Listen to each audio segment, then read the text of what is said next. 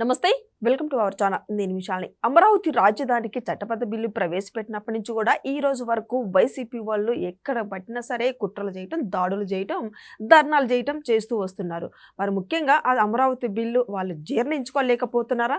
ఇదే ప్రజల్లో కూడా ఇదే చర్చ అయితే జరుగుతుంది. ఒక పక్క అమరావతి బిల్లు ప్రవేశపెట్టిన సందర్భంలో ప్రజలందరూ సంతోషంగా ఉంటే, మరోపక్క వైసీపీ నేతలు ప్రతి ఒక్కరు రాష్ట్ర వ్యాప్తంగా కూడా దాడులు చేస్తున్నారు. అయితే దాడులు కాకుండానే ఇప్పుడు పోలీసుల మీద వాగ్వాదానికి దిగడం, వాళ్ళ మీద యుద్ధం చేయటం ఇలాంటివన్నీ చేసుకుంటూ వస్తున్నారు వైసీపీ నేతలు. ఇప్పుడు ముఖ్యంగా లేటెస్ట్‌గా అయితే గుంటూరులో అయితే అంబటి రాంబాబు అయితే పోలీసుల మీద వాగ్వాదానికి దిగారు. అసలు ఏం జరుగుతుంది? వీళ్ళు ఇంకా ఎంత దూరం పోయే అవకాశం ఉంది ఈ వైసీపీ నేతలు? ఇలాంటి అంశాలను చర్చించే ముందు స్టూడియోలో ఉన్నారు ప్రముఖ రాజకీయ, సామాజిక విశ్లేషకులు అంకమరావు గారు ఉన్నారు. వారిని అడిగి విషయాలను తెలుసుకునే ప్రయత్నం చేద్దాం. నమస్కారం సార్. నమస్తే అమ్మ. సార్, ఎందుకు సార్ ఇప్పుడు వైసీపీ వాళ్ళు ప్రతి ఒక్కరు అసలు ఏం చేయాలనుకుంటున్నారు? ఇప్పుడు ప్రజల్లోకి వెళ్ళి ఎందుకు ఈ విధంగా వీళ్ళు దాడులు చేస్తున్నారు, ధర్నాలు చేస్తున్నారు? ఏంటి సార్ ఇప్పుడు ఏం జరుగుతుంది? అంటే ఇప్పుడు వాళ్ళ ముఖ్యోద్దేశం ఎలా కనపడుతుంది అంటే, ఆంధ్రజ్యోతి మీద ఆయన కొత్త పలుకులో ఆ పార్టీకి సంబంధించి 2 మాటలు ఉదహరించాడు. పందిని చూయించి ఇది నంది అంటే నందే అంటున్నారు. రెండవది భార్యని చూయించి చెల్లెలు అంటే వీళ్ళు ఓహో చెల్లెలు కదా అని చెప్పి నాకు పెళ్లి చేసే పరిస్థితి తీసుకొస్తున్నారు. వీళ్ళు బుర్రబెట్టి ఆలోచించట్లేదు. అతను ఏది చెప్తే అది చేసుకుంటున్నారు. ఇలా రాజకీయ భవిష్యత్తు కూడా సమాధవుతూ ఉంది. ఇది గమనించుకోవట్లేదు, మేలుకోవాలి అని చెప్పని ఆయన చెప్పాడు. అట్లానే దాంట్లోనే కొత్త పలుకులో ప్రభుత్వాన్ని విమర్శించాడు. కొన్ని విషయాలు మొహమాటం లేకుండా మాట్లాడాడు. ఇవాళ అతను కొత్త ఏమీ కాదు. ఇక్కడ రాధాకృష్ణ గురించి చాలామందికి అర్థం కాని విషయం ఏంటంటే, జగన్మోహన్ రెడ్డి తండ్రి రాజశేఖర రెడ్డి ఆయన ముఖ్యమంత్రిగా ఉన్నప్పుడు ఆ బిల్డింగ్ పడగొట్టడానికి బుల్డోజర్లు ఉంది. అయినా సరే బెదరలేదు, ఆయనతో కాంప్రమైజ్ కాలేదు. జగన్మోహన్ రెడ్డి అధికారంలోకి వచ్చిన తర్వాత అందరికీ తెలిసిందే విజయసాయి రెడ్డిని సాటుగా పంపించిన విషయం కూడా. ఏబిఎన్ సంబంధించి తెలంగాణలో కేసీఆర్ ముఖ్యమంత్రి అయిన తర్వాత చాలా అసలు ఏబిఎన్ని బ్యాన్ చేశారు. 10 సంవత్సరాలు ఎదుర్కొన్నాడు. అతనితోటి కాంప్రమైజ్ కాలం పోరాడాడు. అలాగే ఇక్కడ ఆంధ్రప్రదేశ్లో జగన్మోహన్ రెడ్డి అధికారంలోకి వచ్చిన తర్వాత వాళ్ళకి ఇవ్వాల్సిన యాడ్స్ కానీ ఇవి కానీ బాగా తగ్గించినా కూడా, ఇబ్బంది పెట్టినా కూడా, విజయసాయి రెడ్డిని రాజీకి పంపించినా కూడా వెనకడిగేలా. నిన్న ఒక మంత్రి మాట్లాడుతున్నాడు, మగాడు అయితే రా బయటికి అని చెప్పని. మగాడు అయితే బయటికి రాయింది మగాడు కాబట్టే అతను వాళ్ళ మీద పోరాడాడు, నిలబడ్డాడు, కలబడ్డాడు. మీరు కూడా పోరాడండి. ఇట్లా మీదకి వచ్చి దాడులు చేయటం ఏంటి? ఏ సందేశం ఇస్తున్నారు ఇది? నిన్న వచ్చిన వాళ్ళందరిని చూస్తుంటే, ఇవాళ అంబటి రాంబాబు కావచ్చు, మిగిలిన వాళ్ళ కార్యక్రమాలన్నీ చూస్తూ ఉంటే వాళ్ళు ఒకటి మాత్రం నమ్ముకున్నారు, మనం ఎటు ప్రజలకి ఫలాంది చేసాము, భవిష్యత్తులో ఇలా చేస్తామని చెప్పి అధికారంలోకి రాలేము. చంద్రబాబు నాయుడు గారు దొందుడుకు చర్యలు ఏమీ తీసుకోడు, లోకేష్ గారు ఏదో తీసుకుంటాడని మనం ఊహించాము.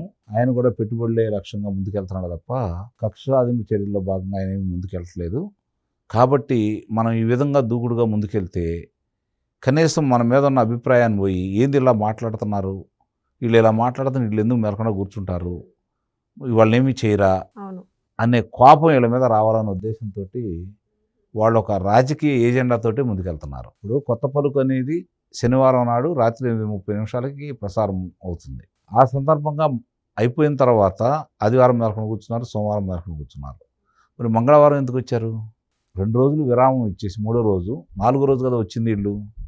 మరి ఎందుకు ఇంత సమయం తీసుకున్నారు అంటే, ఇవన్నీ కూడా వాళ్ళు కావాలని ఒక రాజకీయ వ్యూహంలో భాగంగా వాళ్ళు ముందుకెళ్తామన్నారు.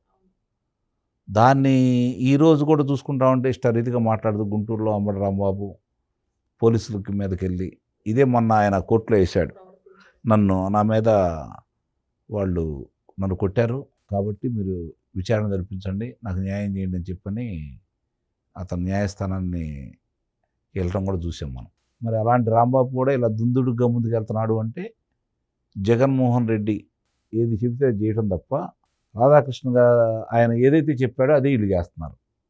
వీళ్ళకి బుర్ర లేదు అని ఆయన ఏ విధంగా ఇది అన్నాడో వీళ్ళు ఆ విధంగానే ప్రవర్తిస్తూ ఉన్నారు. అంటే ఆయన మాటలు వీళ్ళు నిజం చేస్తున్నారు. ఇది ఇయాలే కొత్త కాదు, వాళ్ళు మొట్టమొదటి నుంచి కూడా ఇదే ఆలోచన చేసుకుంటూ వస్తూనే ఉన్నారు. దుష్ప్రచారం చేస్తున్నారు, విషయం చెమ్ముతూనే ఉన్నారు. వాళ్ళ చేతిలో పత్రికను ప్రసార మాధ్యమం ఉంది కాబట్టి కొంతమంది వాళ్ళకు అనుకూలంగా ఉంటారు. కాబట్టి ఒకప్పుడంటే విలువలతో కూడినటువంటి జర్నలిజం ఉండేది, పత్రికాధిపతులు కూడా కొన్నింటిని పాటించేవాళ్ళు. అంటే ఎప్పటి నుంచో కొంతమంది పార్టీలకు కొమ్ముగాస్తా వస్తున్నారు. అది అలానే కొనసాగుతూ ఉంది. కాకపోతే వాళ్ళు ఏందంటే వీళ్ళు ఏదైనా పొరపాట్లు చేసినప్పుడు అధినేతలు వాళ్ళు శుతిమెత్తని హెచ్చరికలతోటి ఫలానాడు ఇది చేస్తానని చెప్పేవాళ్ళు. కానీ ఈరోజు పరిస్థితులు అలా లేవు. మరి ఎందుకు ఈ విపరీత దూరంలోకి రాజకీయ నాయకులే ముందుంటున్నారంటే వాళ్ళకి అధికారం అనే ఇది మత్తులో ఇంకా తేలియాడుతూనే ఉన్నారు వాళ్ళు. మేము అధికారంలో ఉన్నాం, మేమే రాజులు, మేము ఏం చెప్పినా చెల్లుబాటు అయితే అనే విధానంలో ఉన్నందువల్ల వాళ్ళ ప్రవర్తన ఇలా ఉంటుందని అయితే నేనైతే భావిస్తున్నాను. లేదంటే మంచి చెడు గురించి ఆలోచించేవాళ్ళు ఇలా ప్రవర్తించరు. ఇవన్నీ కూడా వాళ్ళు ఎన్ని చేసినా, వాళ్ళు ఏ విధంగా మాట్లాడినా ఈ జరుగుతున్న పరిణామాల్లో ఇప్పుడు వాళ్ళ పాత్ర చూస్తున్న తర్వాత, వాళ్ళ ప్రవర్తన చూస్తున్న తర్వాత ఒకటి మాత్రం బలంగా ప్రజలు విశ్వసిస్తున్నారు. వీళ్ళు ప్రజల సమస్యల మీద పోరాడి అధికారంలో రావాలని కోరుకోవట్లేదు. ఏదో విధంగా అలజడి సృష్టించైనా, లేదంటే అరాచకం చేసైనా, దానికి కొంతమందిని బలి చేసైనా సరే మనం అధికారంలో ఉండాలని ఒకే ఒక్కడ తప్ప దీనివల్ల ప్రజలకు ఏం మేలు చేస్తున్నాం, లేకపోతే ప్రజా ఉద్యమాలు ఏం చేస్తున్నాం అనే ఆలోచన వాళ్ళకి ఎలాంటి కోశాన ఎక్కడ కూడా కనపడుతున్నట్టు లేదు. కాకపోతే ఒక విషయంలో మాత్రం వాళ్ళు విజయవంతం అవుతున్నారు. రోజు రోజుకి ప్రజల దగ్గరికి ప్రభుత్వం అసమర్థతంగా ఉంది అనే సందేశాన్ని మాత్రం వాళ్ళు బలంగా ప్రజల్లోకి తీసుకెళ్తున్నారు.